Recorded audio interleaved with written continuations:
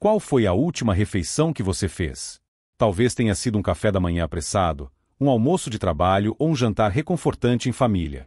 O ato de comer é a nossa mais fundamental e íntima interação com o mundo natural. É um ritual de sobrevivência, de prazer, de cultura e de comunhão. Mas, por trás da aparente simplicidade do nosso prato, existe uma maquinaria global de uma escala e complexidade tão vastas que se tornaram invisíveis. E é precisamente nesta invisibilidade que reside o perigo. E se a cada garfada, sem saber, estivéssemos participando do ato mais destrutivo da história da humanidade? É esta questão provocadora e terrivelmente bem documentada que o jornalista investigativo Michael Grunwald nos força a encarar. Este vídeo é uma expedição às profundezas do nosso sistema alimentar global, usando as investigações de Grunwald como nosso mapa e nossa bússola. Não estamos aqui para falar de dietas ou de calorias. Estamos aqui para rastrear o caminho que a nossa comida faz, não do supermercado para nossa mesa, mas da própria biosfera para o nosso prato, e para calcular o seu verdadeiro custo. Vamos desvendar 10 lições, 10 choques de realidade que irão demolir muitos dos nossos mitos mais acalentados sobre o que é saudável, sustentável e natural. A promessa desta jornada é a de lhe entregar as lentes para ver o mundo de forma diferente, para que você nunca mais olhe para um simples grão de arroz ou um bife grelhado da mesma maneira. Prepare-se, pois esta não é uma conversa fácil. As verdades que vamos expor são, como o título sugere, brutais. Elas desafiam nossas identidades, nossos hábitos e a própria estrutura econômica e política do nosso mundo. Mas para o andarilho que busca uma compreensão autêntica da sua própria pegada no planeta, que anseia por alinhar suas ações com seus valores, esta é uma jornada indispensável. Vamos, juntos, puxar o fio de um sistema que, na sua busca por nos alimentar, está, paradoxalmente, a devorar o próprio planeta que nos sustenta. Primeira lição: a grande aceleração e o paradoxo do sucesso humano. A primeira lição, e talvez a mais contraintuitiva, é que a nossa crise ecológica atual não é primariamente uma história de fracasso, mas sim um paradoxo nascido do nosso mais retumbante sucesso.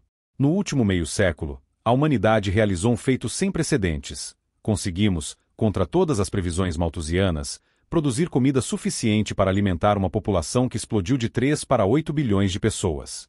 A Revolução Verde, com seus fertilizantes sintéticos, pesticidas, irrigação em massa e sementes de alta produtividade, foi um milagre tecnológico que salvou centenas de milhões da fome e permitiu o florescimento da civilização moderna como a conhecemos.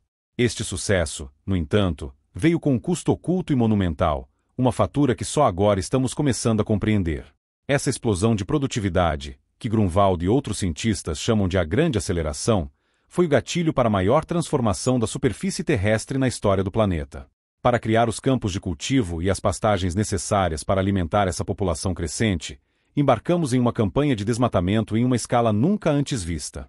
Para irrigar essas culturas, começamos a drenar rios, lagos e aquíferos subterrâneos a um ritmo insustentável. E para fertilizar essas terras, criamos um ciclo de nitrogênio e fósforo artificial que hoje supera em muitos ciclos naturais, poluindo nossas águas e criando vastas zonas mortas nos oceanos. O paradoxo é este: a mesma engenhosidade que nos permitiu superar os limites da natureza é a que está agora a empurrar os sistemas planetários para o ponto de ruptura. A crise climática, a extinção em massa de espécies, a escassez de água doce, nenhuma dessas catástrofes pode ser compreendida sem olharmos para o nosso sucesso em dominar a produção de alimentos. Não é o industrial sujo da imaginação popular, mas o agricultor produtivo, que tem sido o principal agente da transformação planetária. Socioemocionalmente, esta lição nos força a abandonar a narrativa simplista de heróis e vilões. Não podemos simplesmente culpar a ganância de corporações ou a negligência de governos. Temos que confrontar o fato de que a crise está enraizada em algo que todos nós celebramos: a capacidade de ter comida farta e barata. Isso gera um desconforto profundo, pois nos torna todos, como consumidores beneficiários deste sistema, cúmplices do problema.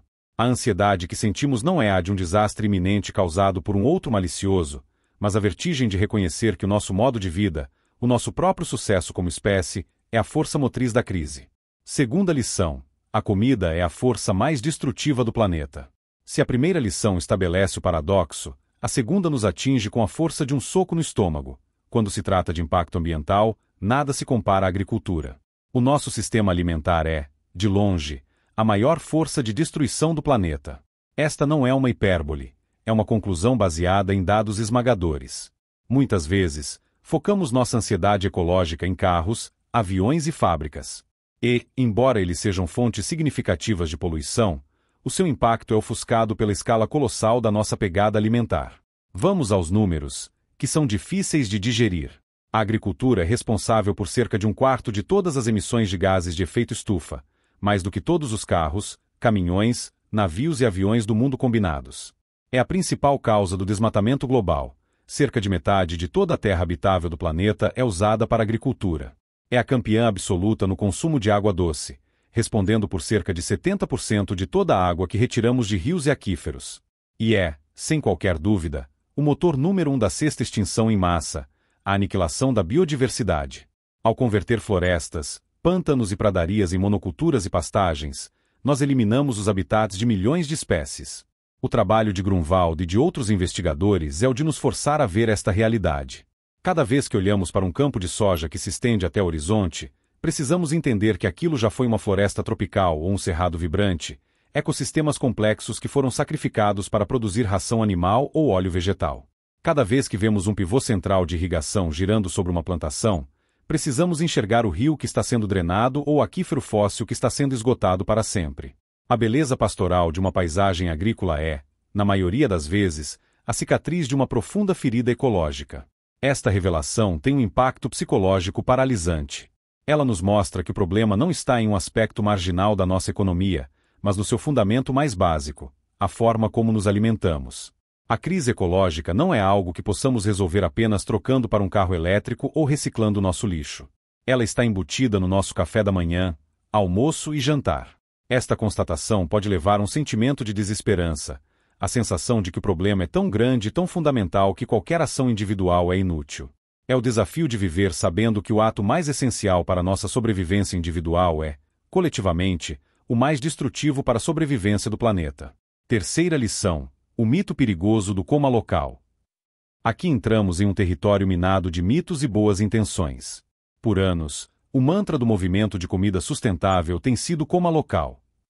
A ideia parece intuitiva e virtuosa. Ao comprar de agricultores próximos, reduzimos as milhas alimentares, food miles, apoiamos a economia local e nos reconectamos com a nossa comida. No entanto, a terceira lição brutal, baseada na análise de dados do ciclo de vida dos alimentos, é que, do ponto de vista das emissões de carbono, o mantra coma local é, na maioria das vezes, uma distração irrelevante e, por vezes, contraproducente. A razão para isto é que as emissões de gases de efeito estufa do transporte representam uma fração minúscula do total de emissões de um alimento, geralmente menos de 10%, e para alimentos de alto impacto como a carne bovina, menos de 1%. A esmagadora maioria das emissões vem da fase de produção, o desmatamento para criar o campo, as emissões de metano do gado, o óxido nitroso liberado pelos fertilizantes, a energia usada nos tratores e no processamento. Portanto, o que você come é muito mais importante do que a distância que a comida viajou. Grunwald nos apresentaria um cenário contraintuitivo. Um cordeiro criado em um pasto desmatado e ineficiente na sua região pode ter uma pegada de carbono muitas vezes maior do que um cordeiro criado de forma eficiente em pastagens naturais na Nova Zelândia e transportado de navio para o outro lado do mundo. Da mesma forma, um tomate cultivado em uma estufa aquecida localmente durante o inverno pode gerar muito mais emissões do que um tomate cultivado ao ar livre em um clima ideal a milhares de quilômetros de distância e transportado de caminhão. A obsessão com as milhas alimentares nos faz focar no problema errado. Esta lição é profundamente desconfortável porque desafia uma das nossas narrativas de virtude mais queridas. Muitas pessoas se sentem bem ao comprar em feiras de agricultores locais, acreditando que estão fazendo a melhor escolha para o planeta. Descobrir que essa escolha pode não ser tão benéfica assim, ou até pior, pode gerar confusão e cinismo. Isso nos ensina que, em um sistema global complexo, a intuição e a boa intenção não são guias suficientes. Precisamos de dados e de uma análise de ciclo de vida para tomar decisões verdadeiramente informadas. Isso não significa que o local seja sempre ruim, ele tem imensos benefícios sociais, econômicos e de frescor, mas nos força a abandonar a ideia simplista de que local é sinônimo de sustentável. Quarta lição: a vaca na sala de jantar e o custo da carne. Nenhuma discussão honesta sobre o impacto ambiental da comida pode evitar o tópico mais polêmico e de maior impacto de todos: o consumo de carne, especialmente de ruminantes como bois e ovelhas. A quarta lição é a de que a pecuária não é apenas um dos problemas, ela é o epicentro do problema. A produção de carne e de laticínios é a principal responsável pelo fardo ecológico da agricultura. É a vaca na sala de jantar que muitas vezes tentamos ignorar por razões culturais, sociais e de paladar. Os números, novamente, são avassaladores. A pecuária ocupa quase 80% de toda a terra agrícola do planeta, entre pastagens e campos de cultivo para produzir ração. No entanto, ela fornece menos de 20% das calorias consumidas globalmente. É uma forma extraordinariamente ineficiente de produzir comida. A conversão de proteína vegetal, como soja e milho, em proteína animal é um processo com perdas massivas de energia. Para cada 100 calorias de grãos que damos a um boi, obtemos apenas cerca de 3 calorias na forma de carne. A vasta maioria da terra desmatada na Amazônia, por exemplo, não é para plantar vegetais para consumo humano, mas para criar pasto ou para plantar soja que alimentará gado e frangos, muitas vezes do outro lado do mundo. Além do uso da terra, há a questão do metano. As vacas e outros ruminantes, através de seu processo digestivo, liberam metano, um gás de efeito estufa que é mais de 80 vezes mais potente do que o dióxido de carbono no curto prazo. As emissões de metano do rebanho global são uma das principais fontes de aquecimento do planeta. Somando-se a isso o óxido nitroso dos fertilizantes usados para cultivar a ração e o carbono liberado pelo desmatamento, a pegada de carbono da carne bovina supera, por ordem de magnitude, a de qualquer outro alimento. 1 kg de carne bovina pode gerar de 60 a 100 kg de emissões de gases de efeito estufa, enquanto 1 kg de lentilhas gera menos de 1 kg. Confrontar esta realidade é emocional e culturalmente difícil. A carne está no centro de muitas de nossas tradições, celebrações e conceitos de uma refeição completa. A ideia de reduzir drasticamente ou eliminar seu consumo pode parecer um sacrifício enorme, uma perda de identidade. No entanto, os dados nos mostram que a mudança dietética, especialmente a redução do consumo de carne vermelha, é a ação individual mais poderosa que uma pessoa pode tomar para reduzir sua pegada ecológica. Não há como resolver a crise climática e de biodiversidade sem abordar a vaca na sala. Esta é talvez a lição mais exigente do ponto de vista pessoal, pois ela pede não apenas uma mudança de comportamento, mas uma reavaliação de alguns dos nossos hábitos mais arraigados e prazerosos. Quinta lição: a água invisível que comemos. Quando pensamos em economizar água, pensamos em fechar a torneira enquanto escovamos os dentes ou em tomar banhos mais curtos. A quinta lição que Grunwald nos apresentaria é que a esmagadora maioria da nossa pegada hídrica pessoal não está na nossa casa, mas no nosso prato. É o conceito de água virtual ou água invisível, a quantidade de água doce que foi necessária para produzir cada alimento que consumimos. E os números são de uma escala que desafia a imaginação. A produção de alimentos é um negócio sedento. Para produzir apenas 1 kg de arroz, são necessários cerca de 2.500 litros de água. Para 1 kg de carne de frango, cerca de 4.300 litros. E para 1 kg de carne bovina, o campeão absoluto, a média global é de espantosos 15.400 litros de água. Para visualizar isso, imagine que, para produzir um único bife de 200 gramas, foi gasta uma quantidade de água equivalente a mais de 40 banhos completos. Essa água é usada para irrigar as pastagens, para cultivar os grãos que alimentam o animal e para a dessedentação do próprio gado ao longo de sua vida. Essa extração massiva de água está levando ao esgotamento de rios, lagos e, o mais preocupante, de aquíferos subterrâneos em todo o mundo. O Rio Colorado nos Estados Unidos, o Mar de Aral na Ásia Central, o aquífero Galala nas planícies americanas, todos são exemplos de corpos d'água que estão secando ou sendo irremediavelmente esgotados, em grande parte para sustentar a agricultura irrigada. Estamos, efetivamente, comendo e bebendo rios e lençóis freáticos que levaram milênios para se formar, tudo para produzir nossa comida. Socioemocionalmente, esta lição nos conecta de forma muito visceral a crises que parecem distantes. A escassez de água em uma região árida do outro lado do mundo pode estar diretamente ligada ao algodão da nossa camiseta ou às amêndoas do nosso lanche. A água é um recurso finito e localizado, e nosso sistema alimentar globalizado criou um comércio invisível de água, onde países com abundância hídrica exportam produtos que demandam muita água para países com escassez. Tomar consciência da água invisível em nossa comida é desenvolver uma nova sensibilidade para a interconexão global. É entender que cada escolha alimentar é também uma escolha hídrica, com consequências reais para ecossistemas e comunidades em algum lugar do planeta, mesmo que não possamos vê-las diretamente. Sexta lição: a ferida aberta do desperdício alimentar. Como se o impacto da produção de alimentos já não fosse suficientemente devastador, a sexta lição revela uma falha no sistema que beira o absurdo moral e ecológico: o desperdício. Estimativas da ONU e de outras organizações indicam que cerca de 1/3 de toda a comida produzida no mundo para consumo humano é perdida ou desperdiçada a cada ano. Isso representa uma área de cultivo maior do que a China, que consome um volume de água maior do que todo o fluxo anual do rio Volga, e que gera cerca de 8% de todas as emissões globais de gases de efeito estufa. Se o desperdício de alimentos fosse um país, seria o terceiro maior emissor do mundo, atrás apenas da China e dos Estados Unidos. O desperdício acontece em todas as etapas da cadeia. Nos países em desenvolvimento, a maior parte da perda ocorre da fazenda ao mercado, devido a problemas de colheita, armazenamento e transporte inadequados. Nos países desenvolvidos, como o Brasil e os Estados Unidos, a maior parte do desperdício ocorre no final da cadeia. Nos supermercados, que descartam produtos por razões puramente estéticas e, principalmente, nas nossas próprias casas. Compramos mais do que precisamos, interpretamos mal as datas de validade, não aproveitamos as sobras e jogamos fora comida perfeitamente boa. Esta é uma ferida aberta no coração do nosso sistema alimentar.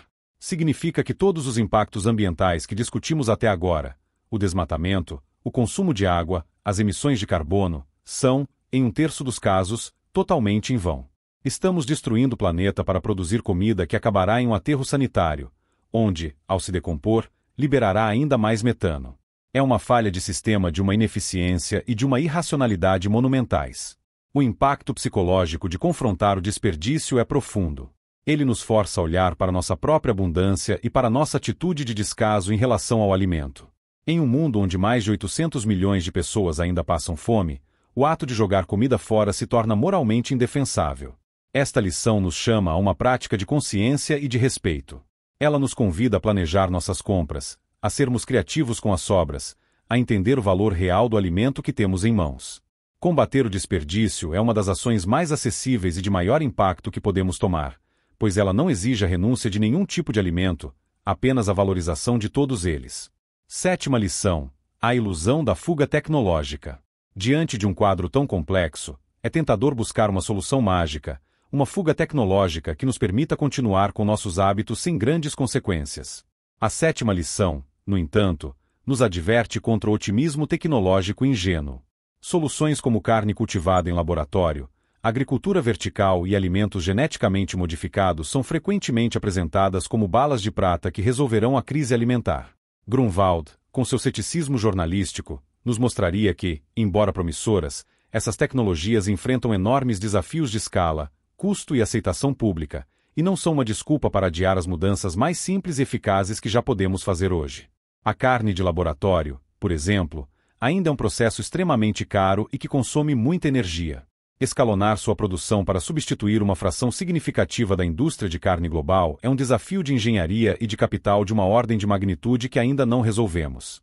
As fazendas verticais são excelentes para produzir folhas verdes e ervas em centros urbanos, mas são totalmente inviáveis, com a tecnologia atual, para produzir culturas básicas como trigo, arroz e milho, que formam a base da nossa dieta calórica.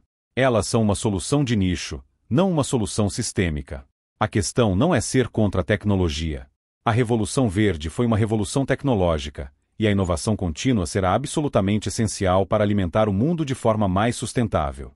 O perigo está em usar a promessa de uma futura solução tecnológica como uma desculpa para a inação no presente. É uma forma de adiamento, a crença de que alguém, em algum lugar, inventará algo que nos salvará de ter que fazer escolhas difíceis. Esta mentalidade nos impede de focar nas soluções low-tech que já estão disponíveis e comprovadas, como a redução do consumo de carne, o combate ao desperdício e a adoção de práticas de agricultura regenerativa. Socioemocionalmente, a fé cega na fuga tecnológica é uma forma de negação. É o desejo de acreditar que podemos ter o bolo e comê-lo, que podemos manter nosso estilo de vida de alto consumo sem pagar o preço ecológico. Esta lição nos chama a um tipo de esperança mais madura e realista. Uma esperança que não se baseia em uma invenção milagrosa que virá no futuro, mas na nossa capacidade de agir com sabedoria, responsabilidade e moderação no presente, usando as ferramentas que já possuímos. A tecnologia será uma parte da solução, mas não será a solução. 8ª lição: a mão visível do governo na política da comida. Muitas vezes, pensamos no nosso sistema alimentar como um resultado natural das forças de mercado e das preferências do consumidor. A 8ª lição desfaz completamente essa ilusão, revelando a mão pesada e muito visível do governo na formação do que comemos. O sistema alimentar global não é um mercado livre, é um dos setores mais pesadamente subsidiados e politicamente influenciados da economia. As decisões tomadas em parlamentos e agências governamentais têm um impacto mais profundo em nosso prato do que nossas escolhas individuais no supermercado. Nos Estados Unidos e na Europa, por exemplo, os governos gastam bilhões de dólares todos os anos em subsídios agrícolas. Mas esses subsídios não são distribuídos de forma equilibrada.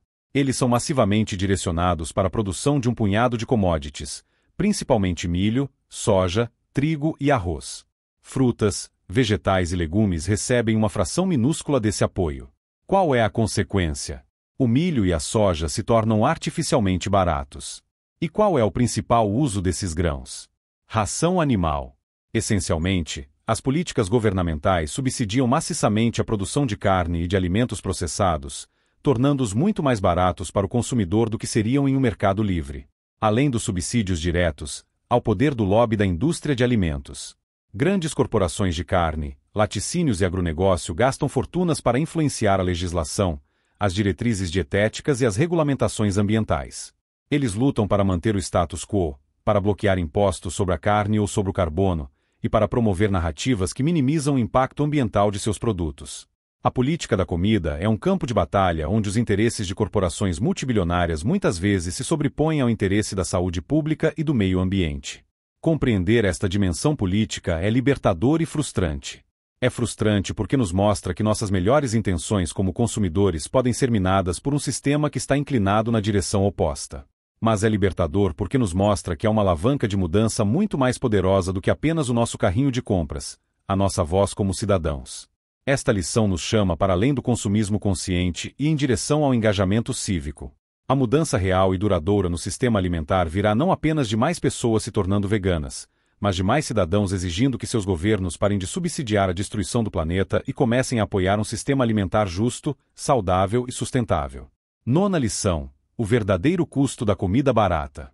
Vivemos em uma era de abundância alimentar, sem precedentes para uma parcela significativa da população global. A comida nunca foi tão barata em relação à nossa renda média. Mas a nona lição, e uma das mais cruciais, é que essa comida barata é uma ilusão.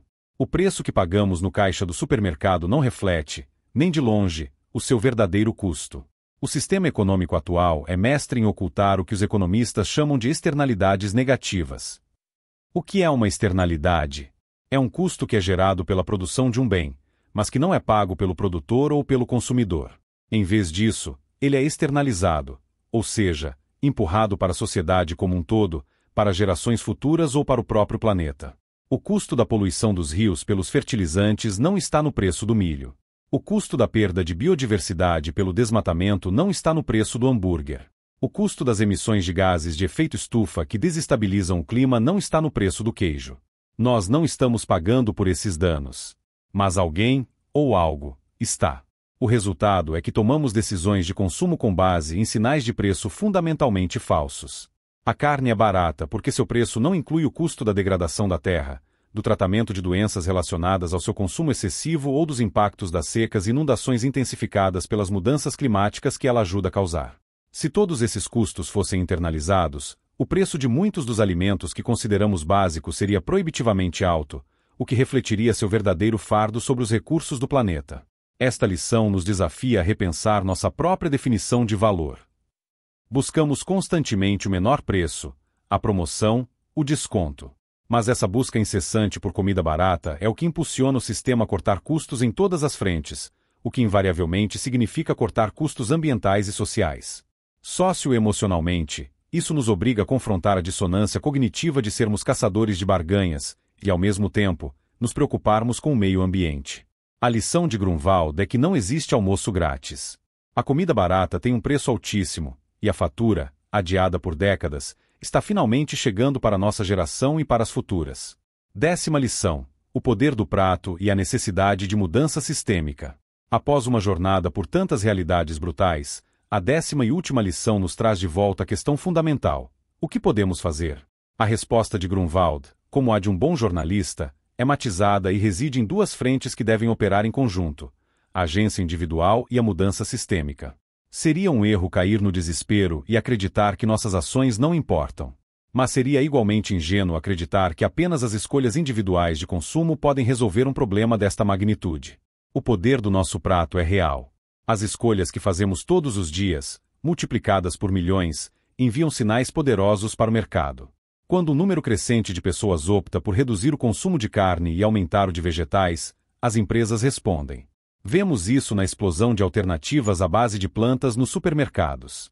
Essas mudanças individuais não são apenas simbólicas, elas começam a alterar os fluxos de capital, a incentivar a inovação e, crucialmente, a mudar as normas culturais. Uma dieta com menos carne deixa de ser vista como algo excêntrico e começa a ser vista como algo aspiracional, saudável e responsável. No entanto, a mudança individual, por si só, é insuficiente e lenta demais. Ela precisa ser o combustível para a mudança política e sistêmica. As mudanças culturais que iniciamos como consumidores criam um espaço político para que os governos possam agir. Fica mais fácil para um político propor um imposto sobre o carbono da carne quando uma parcela significativa da população já está ciente e preocupada com o problema. Fica mais fácil aprovar regulamentações ambientais mais rígidas quando há uma demanda pública por produtos mais sustentáveis. Nossas ações individuais e nossas ações como cidadãos não são mutuamente exclusivas, elas se reforçam. Esta lição final nos resgata do fatalismo. Ela nos dá um caminho a seguir que reconhece tanto o nosso poder quanto a nossa limitação. Ela nos chama para sermos consumidores mais conscientes, sim, mas também para sermos cidadãos mais engajados. Ela nos pede para usarmos não apenas nosso garfo, mas também nossa voz. A jornada do andarilho através do complexo mundo da alimentação termina com uma clareza de propósito. A tarefa é tanto pessoal quanto coletiva, tanto sobre mudar o que está no nosso prato quanto sobre mudar as regras do sistema que o enche. Síntese e reflexão final ao final desta nossa expedição épica. O que resta? Partimos do ato simples de comer e chegamos às fronteiras do colapso planetário. As 10 lições extraídas das investigações de Michael Grunwald pintam um quadro complexo, sombrio, mas inegavelmente lúcido. Vimos que nosso maior sucesso agrícola é a raiz da nossa crise ecológica, que a comida, e não a indústria, é a principal força de transformação planetária, que nossos mitos sobre o local podem nos enganar, e que o custo da carne e da água invisível é muito maior do que imaginamos. Confrontamos a ferida aberta do desperdício, a ilusão das fugas tecnológicas, e a mão muito visível da política e da economia que moldam o verdadeiro custo da nossa comida barata. E, por fim, vislumbramos um caminho a seguir, que une o poder do nosso prato à urgência da nossa voz cívica. A grande metalição que esta jornada nos oferece, como um andarilho que aprendeu a ler as pegadas no solo, é a da interconexão radical. Em nosso mundo moderno e fragmentado, perdemos a capacidade de ver as linhas que conectam nossas ações mais simples às suas consequências mais distantes. O trabalho de Grunwald é o de restaurar essa visão, de nos mostrar que o bife em nosso prato está conectado ao desmatamento da Amazônia, que o copo de leite está ligado às emissões de metano, e que a nossa busca por conveniência e preço baixo tem um custo planetário. A sabedoria, aqui, é a capacidade de ver o todo no fragmento, de entender que cada refeição é uma transação ecológica, ética e política. Portanto, esta análise não deve terminar em culpa ou em paralisia. A culpa é um sentimento inútil que nos prende ao passado. A clareza é uma força poderosa que nos impulsiona para o futuro. O objetivo não é odiar a comida ou temer cada refeição, mas sim abordá-las com um novo nível de consciência e de intencionalidade. A pergunta que ecoa não é o que eu posso comer, mas sim de que tipo de sistema alimentar eu quero fazer parte. Cada garfada é um voto. Cada refeição é uma oportunidade. Em um mundo que está sendo devorado, talvez o ato mais revolucionário seja, simplesmente, aprender a comer com os olhos bem abertos.